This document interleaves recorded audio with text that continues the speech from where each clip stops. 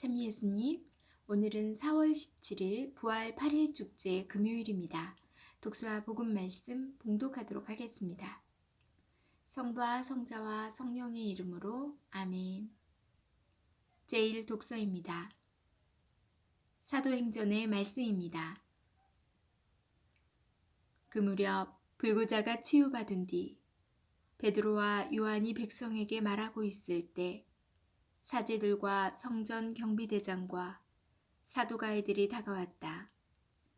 그들은 사도들이 백성을 가르치면서 예수님을 내세워 죽은 이들의 부활을 선포하는 것을 불쾌히 여기고 있었다.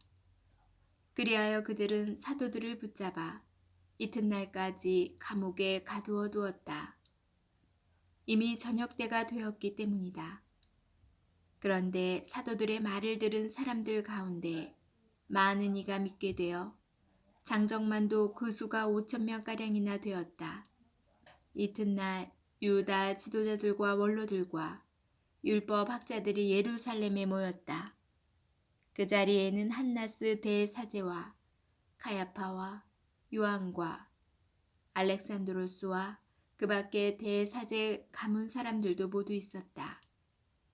그들은 사도들을 가운데에 세워놓고 당신들은 무슨 힘으로 누구의 이름으로 그런 일을 하였소? 하고 물었다. 그때 베드로가 성령으로 가득 차 그들에게 말하였다. 백성의 지도자들과 원로 여러분, 우리가 병든 사람에게 착한 일을 한 사실과 이 사람이 어떻게 구원받았는가 하는 문제로 오늘 신문을 받는 것이라면 여러분 모두와 온 이스라엘 백성은 이것을 알아야 합니다. 나자렛 사람 예수 그리스도의 이름으로 곧 여러분이 십자가에 못 박았지만 하느님께서 죽은 이들 가운데에서 다시 일으키신 바로 그분의 이름으로 이 사람이 여러분 앞에 온전한 몸으로 서게 되었습니다. 이 예수님께서는 너희 집 짓는 자들에게 버림을 받았지만 모퉁이의 머릿돌이 되신 분이십니다. 그분 말고는 다른 누구에게도 구원이 없습니다. 사실 사람들에게 주어진 이름 가운데에서 우리가 구원받는 데 필요한 이름은 하늘 아래에 이 이름밖에 없습니다. 주님의 말씀입니다. 하느님 감사합니다. 복음 말씀입니다. 요한이 전한 거룩한 복음입니다. 그때 예수님께서는 티베리아스 호숫가에서 다시 제자들에게 당신 자신을 드러내셨는데 이렇게 드러내셨다. 시몬 베드로와 쌍둥이라고 불리는 토마스, 갈릴레아 카나 출신 나타네엘과 제베데오의 아들들, 그리고 그분의 다른 두 제자가 함께 있었다. 시몬 베드로가 그들에게 나는 고기 잡으러 가네 하고 말하자 그들이 우리도 함께 가겠소 하였다. 그들이 밖으로 나가 배를 탔지만 그날 밤에는 아무것도 잡지 못하였다. 어느덧 아침이 될 무렵 예수님께서 물가에 서 계셨다. 그러나 제자들은 그분이 예수님이신 줄을 알지 못하였다. 예수님께서 그들에게 얘들아 무얼 좀 잡았느냐 하시자 그들이 대답하였다. 못 잡았습니다. 예수님께서 그들에게 이르셨다.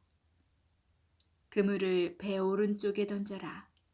그러면 고기가 잡힐 것이다. 그래서 제자들이 그물을 던졌더니 고기가 너무 많이 걸려 그물을 끌어올릴 수가 없었다.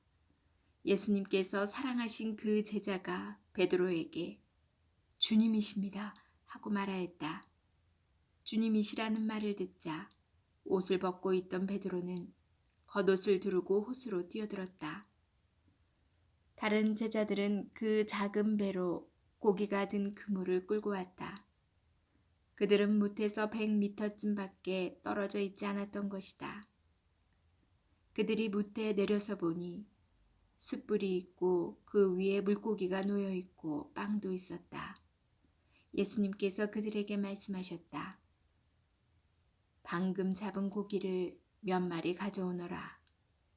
그러자 시몬 베드로가 배에 올라 그물을 무트로 끌어올렸다. 그 안에는 큰 물고기가 153마리나 가득 들어 있었다. 고기가 그토록 많은데도 그물이 찢어지지 않았다. 예수님께서 그들에게 와서 아침을 먹어라 하고 말씀하셨다.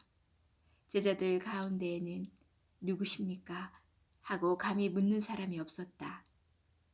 그분이 주님이시라는 것을 알고 있었기 때문이다. 예수님께서는 다가가셔서 빵을 들어 그들에게 주시고 고기도 그렇게 주셨다.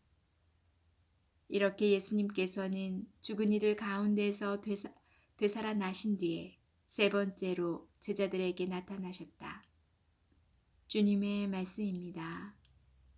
그리스도님 찬미합니다. 잠시 묵상하겠습니다. 오늘 복음은 예수님께서 베드로와 동료 사도들을 처음 부르셨던 루카복음 5장 1절에서 11절을 떠오르게 합니다. 실제로 오늘 복음 곧 요한복음 21장은 복음서 전체 가운데 부록에 해당하는 부분입니다. 이렇게 내용이 추가된 데에는 분명한 이유가 있을 것입니다. 미사 전례를 위하여 그때라고 복음을 시작하였지만 사실 오늘 복음의 성경 본문은 그 뒤에로 시작합니다. 그 뒤는 초기 교회의 시작을 말하는 것이고 예수님 부활 직후에 교회 공동체 시기를 가리킵니다. 그래서 이 부록은 이 시기에 매우 중요한 의미를 지닙니다. 부활하신 주님께서 제자들에게 당신의 모습을 드러내시는 이 방법을 통하여 앞으로도 교회 공동체에 당신을 드러내시기 때문입니다. 예수님께서 처음 제자들을 부르시던 그때 그들이 예수님의 말씀대로 행동한 끝에 물고기를 많이 잡게 되었고 이것을 계기로 사람 낚는 어부가 되었습니다. 그러나 오늘 복음의 이 고기 잡는 기적은 예수님 부활 이후의 사건으로서 교회 공동체의 관계에서 전해집니다. 결론은 사람 낚는 어부를 넘어 처음에 없었던 아침 식사, 곧 성찬례인 미사가 거행됩니다. 부활하신 주님께서 손수 마련하신 아침 식사인 성찬례를 통해서 새로운 하느님의 백성인 교회가 만들어지고 유지됩니다. 그러기에 주님의 말씀을 듣고 그분의 몸을 나누는 것이야말로 부활 신앙을 믿고 살아가는 우리의 가장 큰 임무라는 사실을 결코 잊어서는 안 됩니다. 아멘. 성부와 성자와 성령의 이름으로 아멘. 네, 오늘 복음 말씀은 예수님께서 돌아가시고 제자들에게 나타나셔서 물고기를 가득 잡게 해주시고 또 성찬례 즉 아침 식사를 만들어주신 성찬례를 만들어주신 그런 일을 말씀이 나오는데요. 얼마나 예수님께서 우리를 끝까지 사랑하시고 이끌어 주시는지 단순히 그 시대 예수님이 살아계시던 부활하시던 그 시대에만 예수님께서 함께 하신 건 아니고 지금 이 순간까지 그리고 앞으로도 계속 예수님께서는 우리와 함께 해주신다는 걸 잊지 말아야겠다는 생각이 들었어요. 그리고 우리에게도 저나 여러분에게도 제1독서에서처럼 베드로에게 성령이 가득 차서 여러 율법학자들 앞에서 대사제들 앞에서 그렇게 주님을 증거할 수 있도록 우리에게도 그런 주님의 증인이 될 수 있는 그런 성령을 가득 부어 주십사 기도하는 하루가 되고자 합니다. 요즘 들어서 제 말씀, 주님의 말씀을 전하는 이 복음 말씀이 많이 듣지 않는 분들이 점점 주는 걸 느꼈어요, 조회수가. 그래서 만약에 저도 다른 누구의 복음 말씀을 이제 시작해야지, 나도 저렇게 매일매일 주님 말씀 묵상해야겠다, 듣고 묵상해야겠다 라고는 하지만 사람인지라 날씨도 점점 좋아지고 코로나 사태도 안정화 단계에 거의 들어가기 때문에 조금 다른 데에 더 시간을 할애하는 경우가 많을 거예요. 그래도 이 시간만큼은 내 하루 중 아침이든 여유 시간이든 잠들기 전이든 꼭 주님의 말씀을 날마다 들어야겠다. 주님께 기도하는 시간을 꼭 갖겠다. 라는 게 변하지 않고 계속 갈 수 있었으면 해요. 그래서 저도 그렇고 여러분에게도 주님께로 계속 나아가는 걸 멈추지 않도록 기도하겠습니다.